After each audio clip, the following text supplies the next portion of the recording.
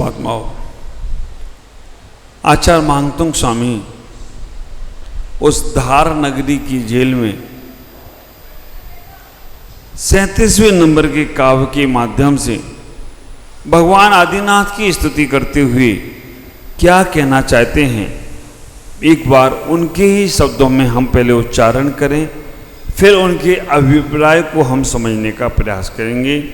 जिनके पास पुस्तक हो वो पुस्तक में निकालेंगे 37वें नंबर का काव्य, बाकी के लोग उच्चारण करेंगे। इत्यं यथा तव विभूतिरभुजिनेन्द्र, इत्यं यथा तव विभूतिरभुजिनेन्द्र, धर्मोपदेशन विधो न तथा परसो, धर्मोपदेशन विधो न तथा परस्य, याद प्रभादिन कृता पैतांधिकारा, याद प्रभादिनिकृता पैतांधिकारा, तद कुतो ग्रह गणस विकास नोपी, तद कुतो ग्रह गणस विकास नोपी। आचार्य मांगतुंग स्वामी कह रहे हैं, भगवान यथम यथा तब विभूति रविजनेन्द्रम, हे भगवान जो आपका वैभव है, धर्मोपदेशन विधोन तथा परस्य, ऐसा जो आपका धर्म का जो उपदेश हो रहा है ऐसा और कहीं देखने को नहीं मिलता है। यादक प्रभादिन कृता पैतांधिकारा, क्या सूर्य के अलावा और कोई वो अंधकार को नाश कर सकता है। तादक कृतो ग्रह गणस विकोशनोपी, कितने भी ग्रह और नक्षत्र आ जाएं, कितने भी तारे आ जाएं, लेकिन जो प्रकाश सूर्य में है वो प्रकाश ग्रह नक्षत्र तारे में नहीं। हे भगवान जो आपकी दिव्य देशना में है, जो आपका वैभव है, वो वैभव और किसी के पास नहीं है। अष्ट प्रातिहास से सहित हैं हमारे तीर्थंकर भगवान। यहाँ भगवान का वैभव बताने का प्रयास कर रहे हैं। भगवान जो वैभव आपके पास है वो वैभव और किसी के पास में नहीं है। ख्याल करो, आचार्य मांगतुंग स्वामी कह रहे हैं कि भगवान सारे के सारे तो वैभव आपके पास हैं, और ये वैभव प्राप्त हुए कैसे। जिन्होंने वाहन से चलने का त्याग कर दिया ना, उनके लिए देवता विमान लेकर तैयार रहते हैं। विचार करके रखना, जिन्होंने वाहन से चलने का त्याग कर दिया उनके लिए देवता विमान लेकर तैयार रहते हैं। जिन्होंने छत के नीचे रहना अस्वीकार कर दिया ना, उनके ऊपर 3 छत्र लगाने को देवता तैयार रहते हैं। हाँ, विचार करके रखना, जिन्होंने संसार के ढोल बजाने बंद कर दिए उनके लिए देवता लोग दुंदुभी लेकर तैयार रहते हों तो कोई आश्चर्य की बात नहीं है। विचार करके रखना, जिन्होंने अपने जीवन में संसार के पुष्पों को छोड़ दिया हो उनके लिए पुष्प वृष्टि करने को देवता तैयार रहते हैं। जिन्होंने संसार की बातों में मौन धारण कर लिया हो उनके लिए देवता दिव्य ध्वनि का प्रयास करते हैं, प्रकाश करते हैं। आचार्य मांगतुंग स्वामी कह रहे हैं, भगवान केवल आपका ही वैभव ऐसा है जो एक बार हमको प्राप्त हो जाता है तो संसार के वैभव की जरूरत नहीं। विचार करना, एक बार तुम्हें वो वस्तु मिल जाए जिससे तुम्हारा कल्याण हो सकता है, फिर बार बार तुम्हें और वस्तु को पाने की चाह नहीं है।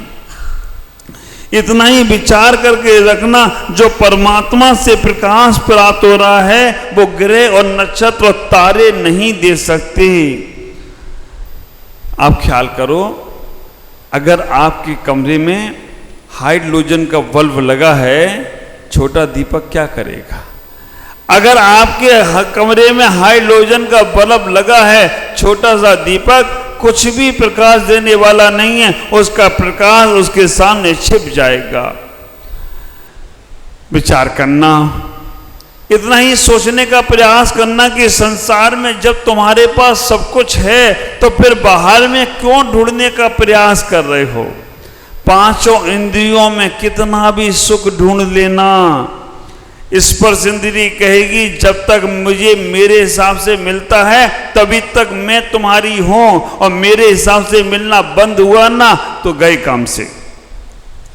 चक्षु इंद्रिय कहती है कि मैं जैसे चाहता हूं वैसे ही मुझे दिखाओ। कर्ण इंद्रिय कहती है मैं जैसे सुनना चाहता हूं वैसे ही मुझे सुनाओ। पांचों इंद्रियां और मन, इनको तुमने बार बार पाया है और इनकी हर इच्छा तुमने पूरी की है। जैसा तुम्हारे आंख कान नाक ने कहा उनकी तुम इच्छा पूरी करते चले गए। और पांच इंद्रियों का मैनेजर जो था वो मन था। मैनेजर जो कुछ कराता रहा तुम इंद्रियों के माध्यम से करते रहे, लेकिन आत्मा रूपी मालिक पर तुम्हारा ध्यान नहीं गया। ख्याल करके रखना। और एक बार मैं कहता हूं आत्मा की सेवा कर लो तो पांचों इंद्रियों तो छोड़ो, पूरा संसार तुम्हारी सेवा में लग जाए तो कोई आश्चर्य की बात नहीं होगी। हम इंद्रियों में लगे हैं, हम इंद्रियों की सेवाओं में लगे हैं। आचार्य कह रहे हैं कि भगवान केवल आपको पा लिया ना तो संसार में सबको पा लिया। ख्याल करो, सैकड़ों विधायकों की सेवा करो, सैकड़ों सांसद और पार्षदों की सेवा करो, और एक सीएम के पास चले जाओ।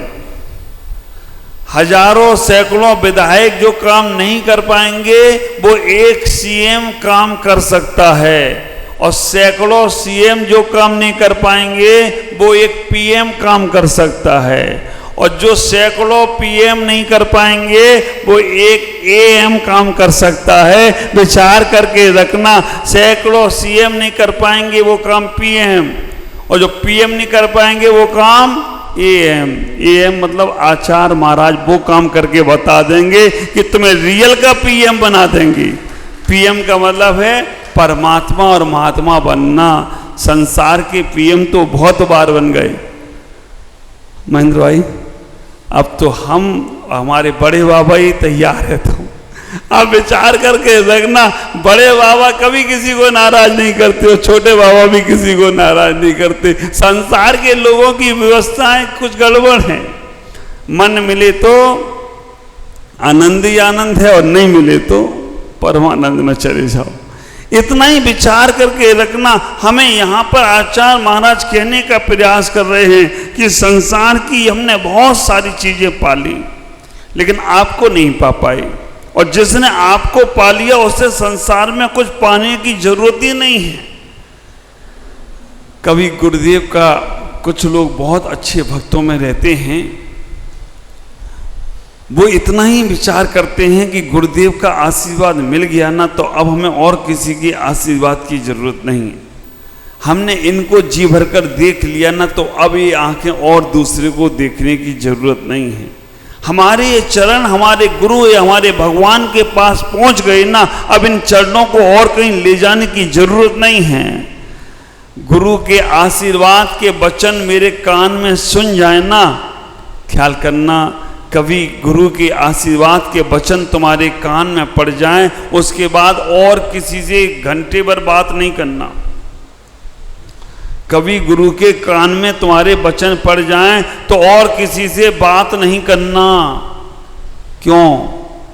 इतना अच्छा अमृत बरसा और किसी ने उसमें थोड़ा सा जहर दे दिया, थोड़ा सा कुछ गलत बात बोल दी तो अमृत से मन हटकर उस विषाक्त तक चला जाएगा। इसलिए गुरु का सर पे हाथ रख जाए ना। और यहाँ के लोग तो इतने, क्या बोलूं, ऐसे ऐसे ऐसे हैं, हाथ से काम नहीं चलता, पैर भी ले जाते हैं हमारे साथ में। वो कहते केवल हाथ से काम नहीं चलेगा, दोनों हाथ चाहिए, दोनों पैर भी चाहिए। विचार करना, तुम्हारे सर पर गुरु का हाथ आ जाए उसके बाद और किसी का हाथ रखाने की जरूरत नहीं है। गुरु का आशीष तुम्हें मिल जाए, क्योंकि वहां संपूर्णता है, वहां पूर्णता को तुम प्राप्त हो गए। कितना अच्छा प्रसंग महाभारत का आता है।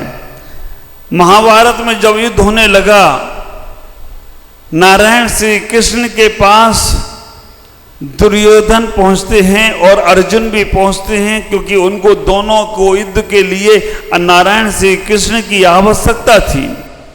नारायण श्री कृष्ण की आवश्यकता थी। दुर्योधन जाके खड़ा हो जाता है पैर के पास, सर के पास खड़ा हो जाता है। अर्जुन जाते हैं, वो पैर के पास खड़े हो जाते हैं।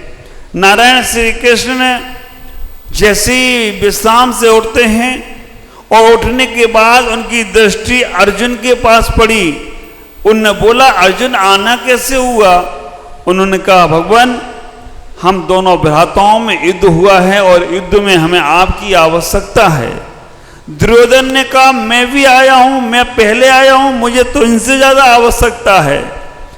आखिरकार नारायण श्री कृष्ण अकेले थे। उन्होंने कहा, अब दोनों को आवश्यकता मेरी है, तो मैं किसके पास जाऊं, मैं किससे का साथ दूं? उन्होंने अपने आप को दो भागों में डिवाइड किया, मतलब अपने शरीर को नहीं, एक तरफ अपनी सेना को रखा और एक तरफ अपने आप को रखा निहत्ता। उन्होंने कहा, मांगो। दुर्योधन ने कहा, पहले मैं आया हूं इसलिए पहले मैं मांगूंगा। ख्याल करना, दुर्योधन ने कहा, पहले मैं आया हूं इसलिए पहले मैं मांगूंगा। नारायण श्री कृष्ण कहते हैं कि ठीक है दुर्योधन, मांग लो। और धीमे से मुस्कुराते भी हैं, क्योंकि मांग उनकी, उन्हें मालूम थी ये क्या मांगेगा। ख्याल करो, भगवान के पास जाओ, गुरुओं के पास जाओ, कभी संसार मत मांगना, क्योंकि वो तो तुम्हें मिलने ही वाला है। उनसे तो वो मांग लेना जो उन्होंने पा लिया है। मैं हमेशा एक बात कहता हूं, संत न बन पाओ तो कोई बात नहीं, संत जैसा मन भी तुमने बना लिया तो एक दिन तुम अरिहंत और भगवंत बन जाओ तो कोई आश्चर्य की बात नहीं। संत जैसा मन भी तुम बना लो। संत जैसा मन कैसा? हाँ, ख्याल करना, संत जैसा मन कैसा? कभी घी चना, कभी गुड़ चना, कभी केवल चना और कभी वो भी मना, लेकिन अपन मजा में ही देते हैं कि कुछ हो या ना हो, लेकिन अपन तो अपने आनंद में रहने का प्रयास करो। क्योंकि संसार की स्थिति है, घी चना मिलता है तो आप खुश हो जाते हो, गुड़ चना मिलता है तो थोड़े कम खुश होते हो, चना मिल जाए तो चलो ठीक है काम चलाएंगे, और नहीं मिले ना तो फिर काम गड़बड़ हो जाता है। लेकिन संत हमेशा हर अवस्था में अपने आनंद में, क्योंकि उन्हें मालूम है संसार की स्थितियां, संसार में कितना भी तुम पालो, कितना भी किसी को मना लो, कितना भी तुम कुछ कर लेना, जब तक तुम्हें तुम्हारा पुण्य साथ नहीं देगा, जब तक तुम्हें तुम्हारा मन साथ नहीं देगा, तब तक संसार भी तुम्हारा साथ देने वाला नहीं है। विचार करना, इतना ही सोचने का प्रयास करना। वहां पर इतनी घटना घटती है कि नारायण श्री कृष्ण मुस्कुरा रहे हैं, वो कह रहे हैं, मांगो दुर्योधन, तुम्हें क्या मांगना है? उन्होंने की मांगो क्या, मुझे तो आप ही चाहिए है। उन्होंने कहा, मैं तो अकेला हूं। दो तरफ हिसाब कर दिया, एक तरफ उन्होंने कहा कि मेरी पूरी सेना, और एक तरफ मैं अकेला हूं, नियत्ता, मेरे पास कोई अस्त्र शस्त्र भी नहीं रहेगा। दुर्योधन ने कहा, मैं आपको अकेला लेके करूंगा क्या?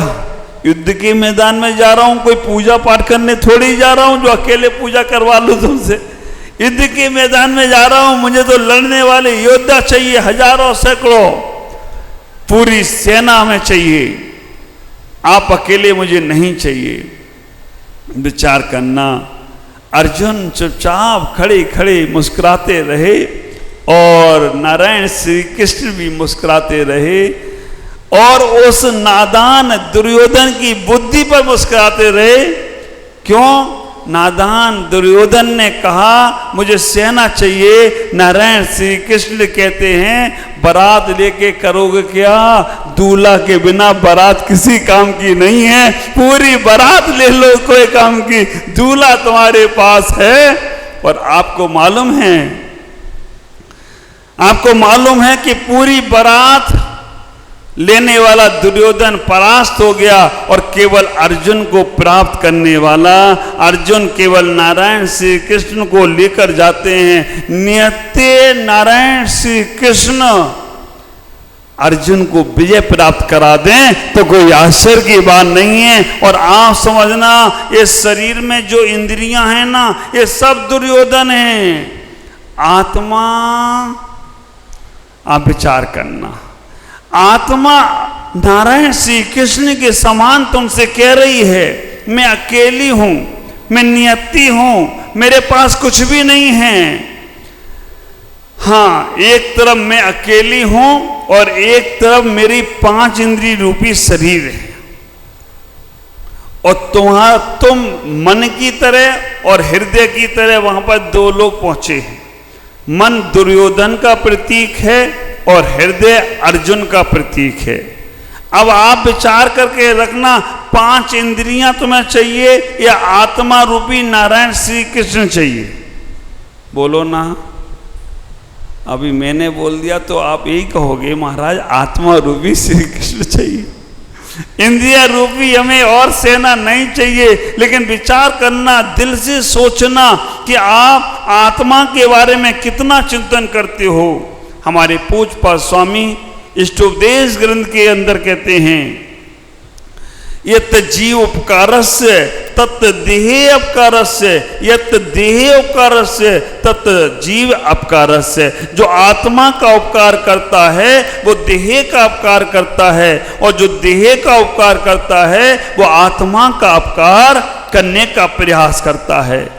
आचार्य मांगतुंग स्वामी यहाँ पर कह रहे हैं, हे भगवान, हमें ये आपका शरीर नहीं चाहिए, मुझे तो केवल आत्मा ही चाहिए। और अभी समय सार के अंदर बहुत सुंदर चर्चा आ रही है, मोक्ष तत्व, मोक्ष तत्व का अधिकार चल रहा है, मोक्ष अधिकार। और वहां पर आचार्य कुंद महाराज कह रहे हैं कि जिसको मोक्ष चाहिए उसको बंध का, पहले से बंध छोड़ना पड़ेगा। अब बंध की व्यवस्था क्या बता रहे हैं? जहां जहां राग द्वेष है वहां वहां बंध है, और जहां जहां राग द्वेष नहीं है वहां कोई बंध की व्यवस्था नहीं।